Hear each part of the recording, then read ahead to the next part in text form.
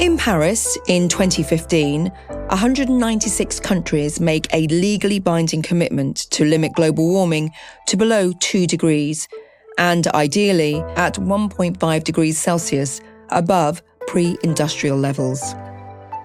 In line with the Paris Accord, here in the UK, we're committed to reach net zero by 2050 and to reduce our carbon emissions by 2030. There's a lot of work to be done. We continue to be reliant upon gas-fired power stations. Only by pushing renewables further and further and by developing different forms of storage can we hope to ever wean ourselves off our addiction to fossil fuels. As one veteran environmentalist put it, we need to triple renewable power by the end of the decade to meet even the modest targets we set at Paris. So what is being done? In this episode, we're going to look at growth in the use of renewable energy here in the UK and how receptive the British public has been to it. There have been real changes in views as renewables have become a more normal and recognisable part of our landscape. People aren't just bothered about the aesthetics, they're bothered about the mission they're contributing towards. I'm Claire Nazir, and this is Inside Energy, a podcast by Ofgem, exploring how the energy we use today has evolved and how it will change in the future.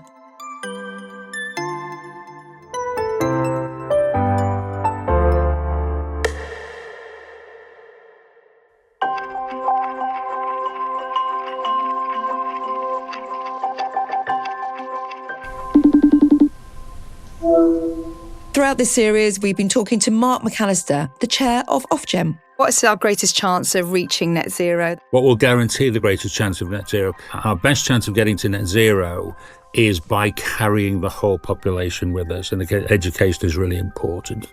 The 7th carbon budget by the Climate Change Committee is so clear, it's so practical. The Climate Change Committee is the UK's independent advisor on tackling climate change. In 2050, they would envisage a third more people flying by air than today. You know, it's not completely hair-shirted. You can get your head round this is a possibility. So getting people to be excited about this new system and where this will take us, I think is really important, and showing the benefits. And so, I'm really interested by some of the projects I've seen, some of the suppliers, putting batteries into people's homes as pilot projects, even if they don't have an EV, but just on the general use of energy, electricity in particular, being able to draw on it on different times of the day and save quite considerable amounts of money. I think there's a duty on us to facilitate, to bring people together, to use our voice, as we're doing with this podcast, to allow people to really see the future and what it might hold. It's been said that growth in clean energy worldwide through renewables, electrification and efficiency can be represented by an S-curve. An S-curve describes a pattern of growth that starts slowly, accelerates rapidly, and then levels off as it reaches an established plateau. This pattern is often seen in the adoption of new technologies, product life cycles, and population growth. So let's start at the bottom of our S-curve with the slow adoption of renewable energy. Chris Goodall is an energy researcher and author. Windmills first started getting used for making electricity at the end of the 19th century in a very small way. But funnily enough, there were some enormous schemes that developed in the 1920s to use wind to power the whole of the UK, much in the way that we're looking at today.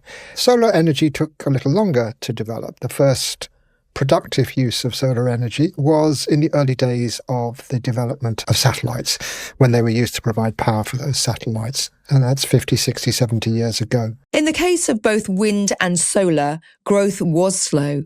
The technology was expensive and difficult to integrate into wider electricity generation schemes.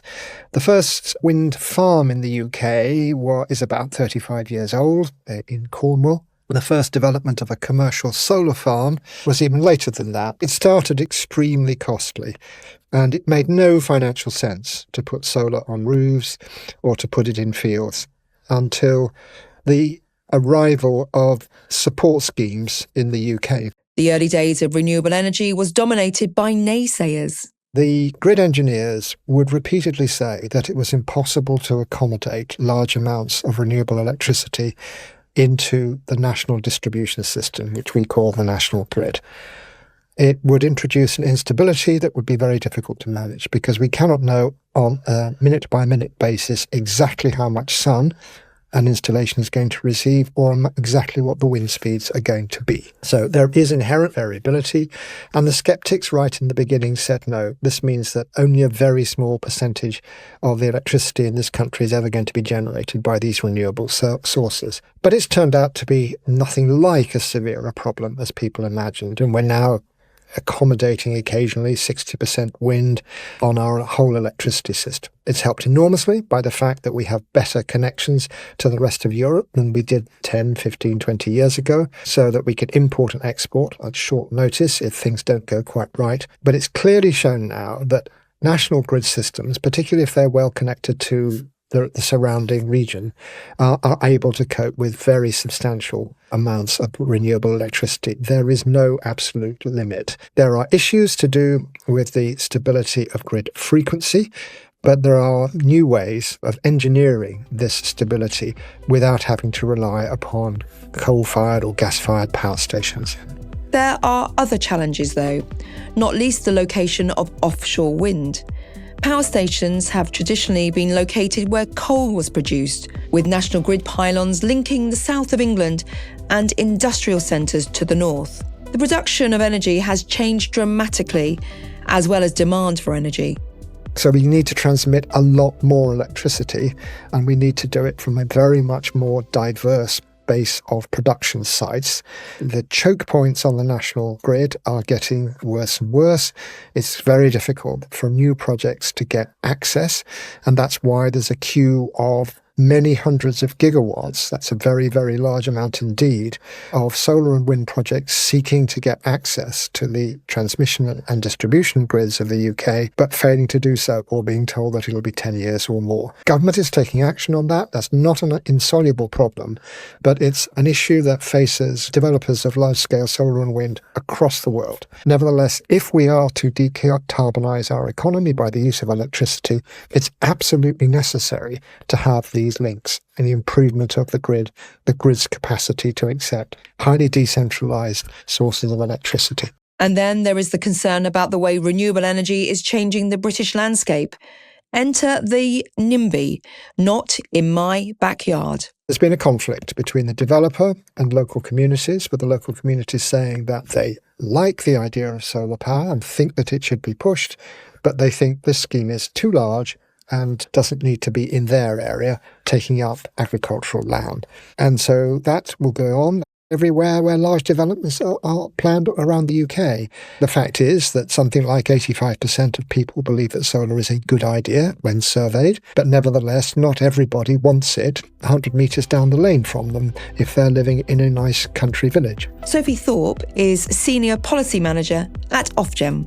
I mean, I remember as a teenager having a conversation with a farmer who was really anti the idea of onshore solar on his land, saw it as a real blot on the landscape. And perhaps that's less felt with rooftop solar because it's not so freestanding. But I know with larger scale solar sites, there are still very live debates about, do people want that nearby to them? Is that what we typically imagine as sort of green and pleasant landscape? But I think there have been real changes in views as renewables have become a much more normal and kind of recognisable part of our landscape, that people aren't just bothered about the aesthetics, they're bothered about what they're doing and the mission they're contributing towards. And this is where we start making our way quickly up the S-curve. Acceptance and growth come after the difficulties involved in introducing new ways of producing energy. Regulation and policy play a crucial role in shaping this part of the S-curve, providing incentives, reducing barriers, and creating a supportive environment for new technologies all play their part in encouraging take-up. One of the most popular is known as a feed-in tariff scheme, or FIT scheme. There are a few key characteristics of a feed-in tariff scheme. So they tend to have really long-term contracts. So your energy provider or your producer have kind of a guarantee of usually 20 or 25 years where they'll receive payments for the renewable energy. So hence kind of feed in, you get paid for feeding back into the grid. And those tariff rates tend to be fixed. So you'll go in at the start of that period knowing how much you'll be paid per unit throughout that window. I think the first feed-in tariff scheme developed in the States about 40 years ago. And I know sort of the German feed-in tariff scheme is one that's pretty renowned around the world. In 2010, the UK government introduced a feed-in tariff scheme. The scheme intended to speed up adoption of renewable energy by paying homeowners and businesses for electricity generated from renewable sources and exported to the grid. Even though the scheme ended in 2019, the thousands who signed up and installed their solar panels or other forms of green energy have continued to benefit. It grew to around 870,000 generators, so a huge number of individuals on the scheme. And I suppose it's specifically targeted at small-scale renewable generation, so anything under 5 megawatts, and is a really key tool for giving people a stake themselves in the renewable transition. Even though the scheme's closed, Ofgem's role as administrator of the scheme will continue probably up until 2040 something, when the last stations are still receiving support. So if you signed up in 2010, you could be eligible for about 45p per kilowatt, whereas when the scheme closed, that was, I think, more like 4 pence per kilowatt. So I know my uncle had solar PV on his roof back in 2010 and is locked in at that 43p rate. And I think that pretty much covered the kind of installation cost of the panels within a few years because of that tariff rate being higher. As technology advanced, costs fell as targets for achieving a low carbon economy continue to loom. But creating incentives is still an important part of growth. So we administer 12 schemes on behalf of the government with, I think, a combined value of £12 billion as of this most recent year. And they're a combination of some in the renewable electricity space, some in the clean heat space, and some in the energy efficiency space. The feed-in tariff scheme was replaced in 2020 by the Smart Export Guarantee Scheme, the SEG. And whereas the FIT provided payments both on energy that you generated and also that you exported to the grid, the SEG only covers what's exported back to the grid. So I suppose that's more targeted at a maturing rooftop solar market where you've already got your panels established and you don't need that financial incentive. In reality, the solar market is still small.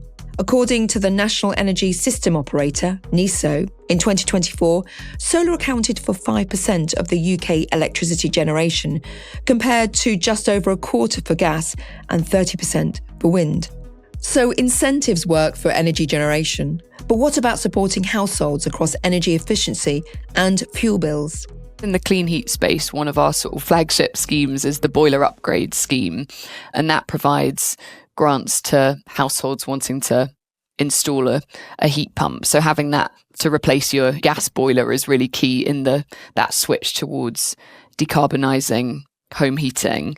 And I suppose it's kind of taking a bit of a whole house approach on some of this, because it's all very well having your heat pump and having your panels on your roof, but if your house isn't well insulated, it doesn't really matter where you're generating your energy from because it's all going to be leaching out regardless. So there's kind of the demand reduction side of things as well, the retrofit schemes that we offer. And I know there are really interesting innovations kind of in the market more broadly around demand flexibility. So how can we, when the supply of renewables is lower, so in the winter, in the middle of the night where it's not very windy, but maybe demand might be high, so it's a football game or it's the time lots of people are making their dinner, how can we provide financial incentives for households to reduce their energy use at those times? I remember getting a notification from my app saying, if you can lower your usage during these hours, there'll be a financial incentive. So it's really interesting to see some of the innovations in the sort of demand reduction space as well.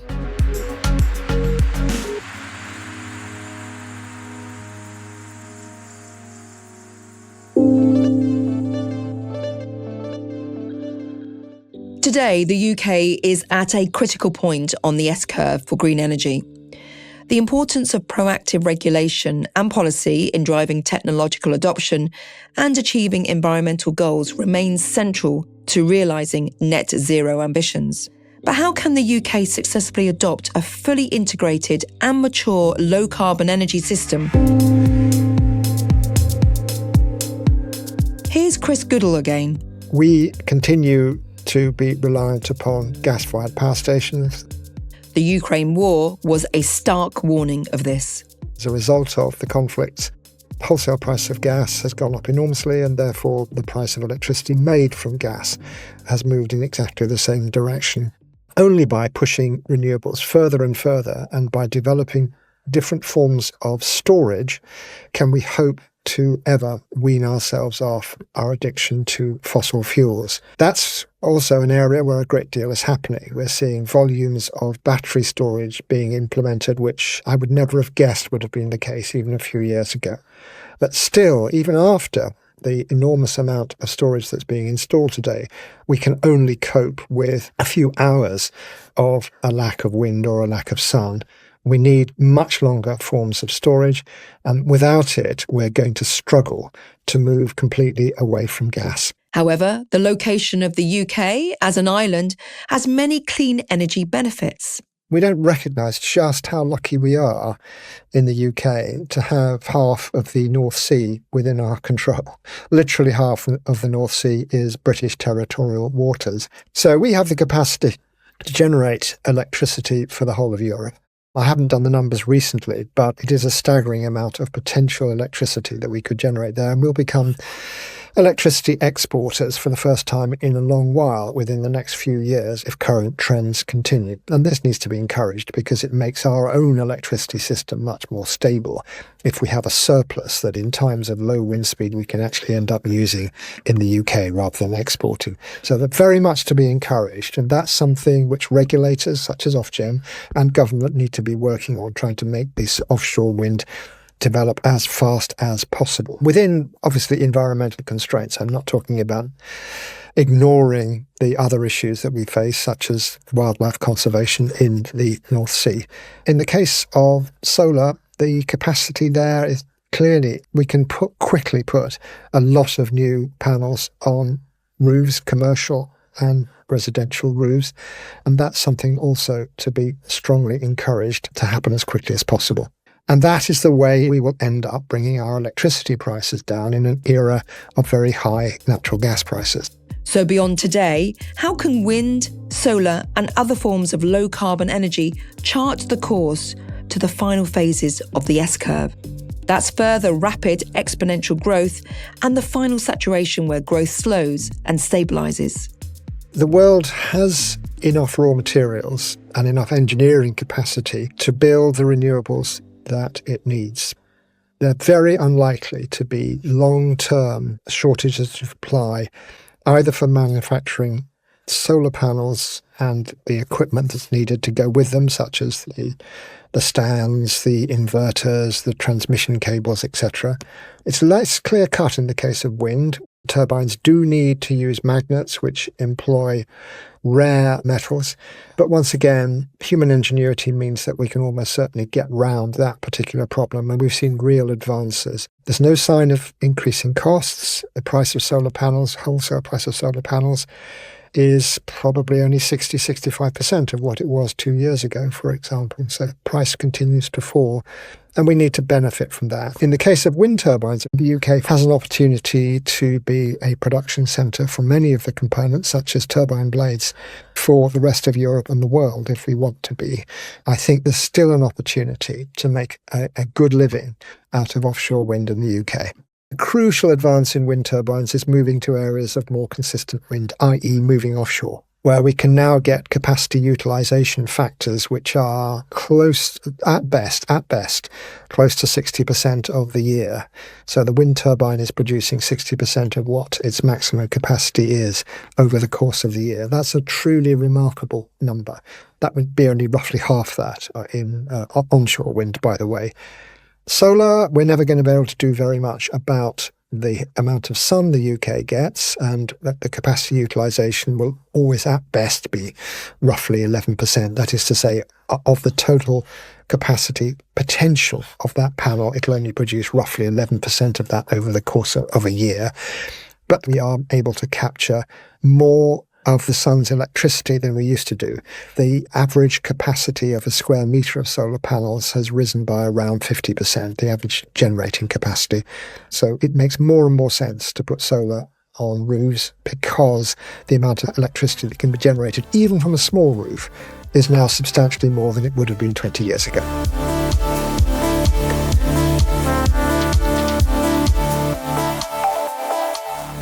My thanks to author Chris Goodall and Mark McAllister and Sophie Thorpe from Ofgem for their expert insights on this episode. If you enjoyed it, share it with someone who also might like it. I'm Claire Nazir. Inside Energy is a Bengo Media production for Ofgem.